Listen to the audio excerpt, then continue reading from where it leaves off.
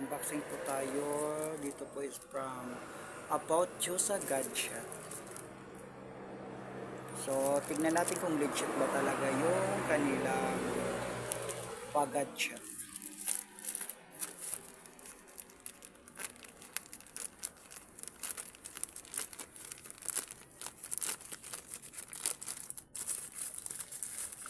Tama ba yung na-order ko or ibinigay nila sa akin?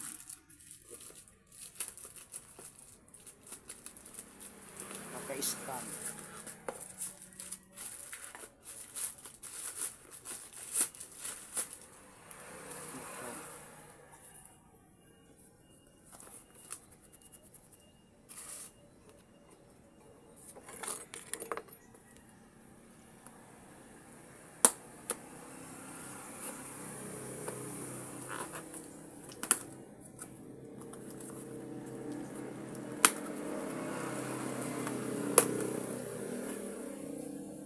Oh my God.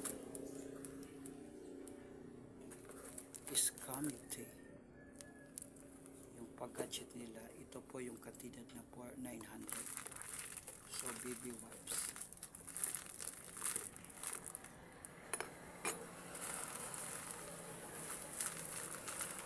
So, scam po ito siya.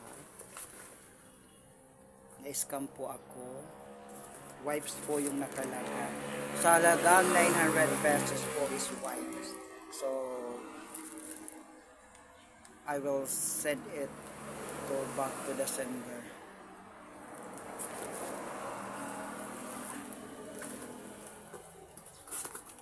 So, buti na lang ibiniwan sa akin yung pera.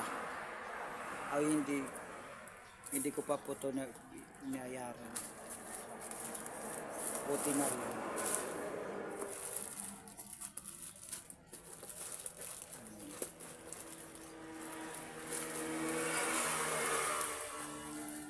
Check ko si Arnold, yung writer.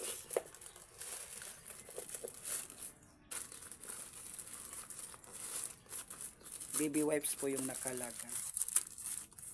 So, buti na lang nag-video ako bago po magbukas.